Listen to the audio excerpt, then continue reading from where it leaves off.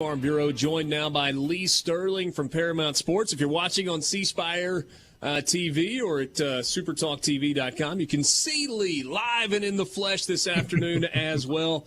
Lee, this is an interesting week in the SEC. It's not a bunch of games where we got a ton of top 25 matchups. It's the only week of the entire season where all 14 teams are playing league games. So we got 7 SEC games and a pretty fun slate. It is. And coming off what happened last week, I said before the year that I thought that was the game that Alabama was going to lose. I just didn't think it was going to be to a backup quarterback. So I think Jimbo Fisher learned something. You don't need a mobile quarterback, a dual threat guy. Just need an offensive line that can block for him. Yeah, and Calzada had plenty of time to throw the football last week, so let's dive into these games. By the way, if you want to check out what Lee's got going on, visit him at ParamountSports.com. You can find the phone number there. We're still in Locktober, and things have been so far so good, right? Yeah, another winning week. 3 weeks left till October. If they want to come on board, just use coupon code 200, save 200 at ParamountSports.com, or hockey has started. I know a lot of people aren't as into hockey, as you are. Let me tell you something. So I sell my picks also at covers.com. There's 39 handicappers there. We won football last year. I know you're laughing about this, but we won football, combined college and pro. We won hockey. We doubled up the next closest guy. So not as much fun as football, but pays the same. So check all the specials we have going on, ParamountSports.com. All right, let's talk about these games. Let's just start with the 11 a.m. kickoff in Fayetteville. Arkansas has lost 2 in a row in the league. This Auburn team, 1-1 in the SEC, kind of a small line here. Arkansas favored 4.5 at home. What do you see when you look at this game?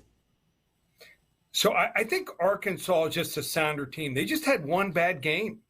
When I watch Auburn, it's just scattered. I mean, they come up and they have some good drives, but I don't think they're as consistent. I think the line play is actually a little bit better for Arkansas. Auburn gets better athletes, but right now I would say that Arkansas is better coached. I think they might even win it on special teams here. So underrated special teams, third of the game. I'm going to go with Arkansas. I think they win this game here, something like 37-30. 37-30, so that would be a cover. That would also be an over. The total in that game is 54. Look, maybe we call this the dead man walking game in Baton Rouge. Florida's a big favorite at 11.5. The total's just shy of 60. Just got the news a little while ago that Allie Gay, season-ending surgery for him. So Allie Gay's out. Eli Ricks is out. Stingley's been out. There's somebody else I'm forgetting about as well. I mean, it's just Keyshawn Boutte out for the rest of the year. I mean, everybody that's good for LSU's out. Boutte and Sting, those two guys might go in the top 5, top 7. So they're that important. Last week they said, okay, so we can't pass the ball. We're going to try to run the ball. They ran, I think, 35 times for 147 yards. They still lost by 3 touchdowns. Trust me. Florida, this I think is their circle game. They were embarrassed last year. They were a 23-point favorite when they lost 37-34 in the shoe game here. So I don't know what LSU is going to do here. Also, it's an early start. So the crowd, they only got maybe 2 cocktails in them, not 7, 8, 9. So I think they might be cheering if LSU starts off well. If things don't start off well, the crowd's going to turn against them.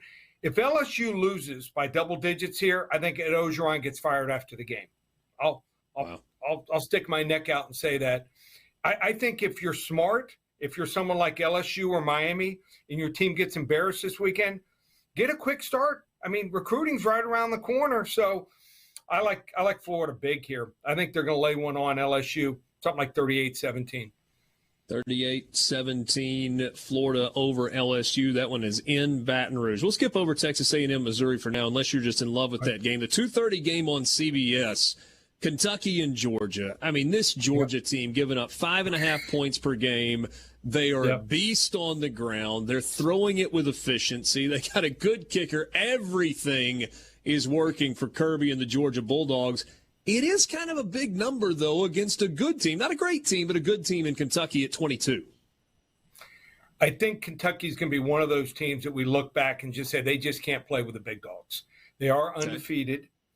I think the $64,000 question is, can anyone go toe-to-toe with Georgia? And the answer, in my opinion, is right now, no. If they take some injuries or someone starts elevating their game, maybe.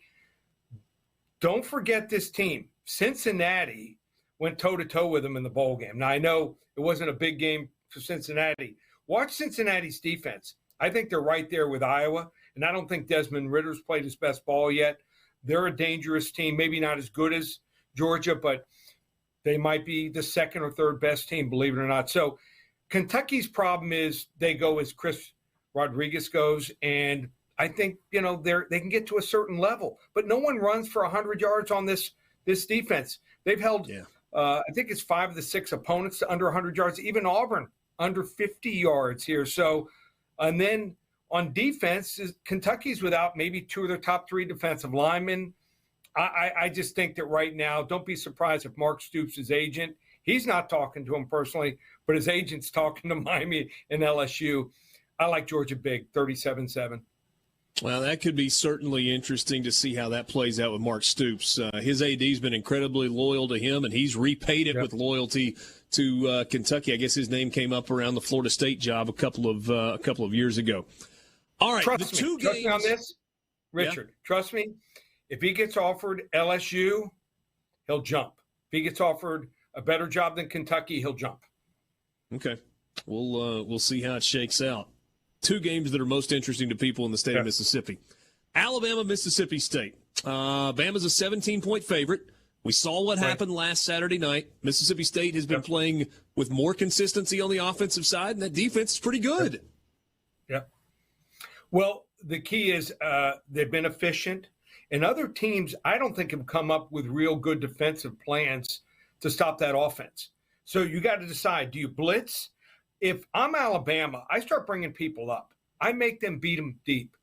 And no one's tried that yet, but if I'm the defensive coordinator, I would do that. So I think Nick Saban obviously has, his team coming off of a loss, and hasn't happened much, only 12 times in the last decade. So not a whole lot to look at as far as how they've done after that. But I think they'll be ready. I think they're going to probably try some different things on defense, and that might be one of them. So that, if I'm a defensive coordinator, that's what I do, because they're so efficient. I mean, if you sit back in a deep zone, they'll pick you apart. And the offense is going to have some success against the Mississippi State defense here. I mean, they got a couple guys, especially who was the receiver, Williams. He's really started. He could be a top 10, top 15 pick when he comes out. He's almost unguardable. I like Alabama. I think it's going to be tight for a while. I've got it something like 45-24, and then I think Alabama pulls away in the fourth quarter. The only thing that concerns me about that idea of blitz, Mississippi State, when they get one-on-one coverage, has been really, really good. You cover them in man as opposed to dropping into that zone. You find yourself in a little bit of a mess.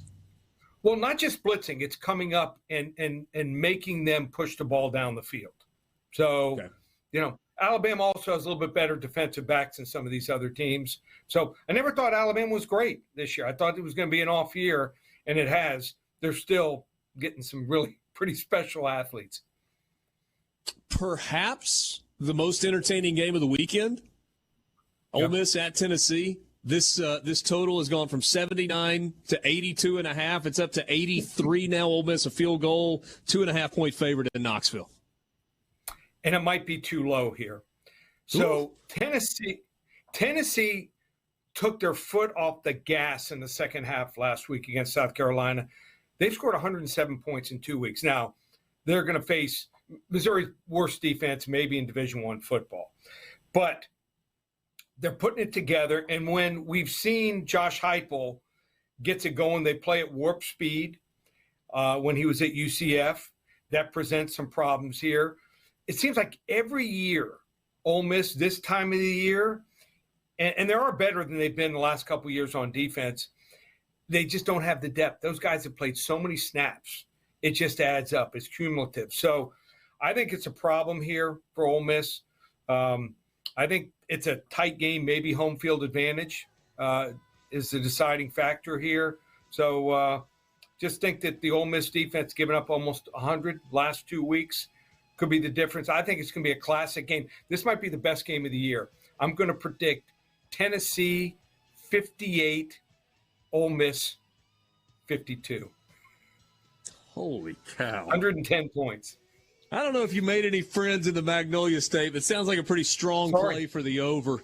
Lee, appreciate your time. ParamountSports.com. Save 200 is the coupon code. You can get his picks, college and the NFL. And if you want hockey, well, you can jump on the hockey train as well. Thanks, Lee. We'll talk to you next week.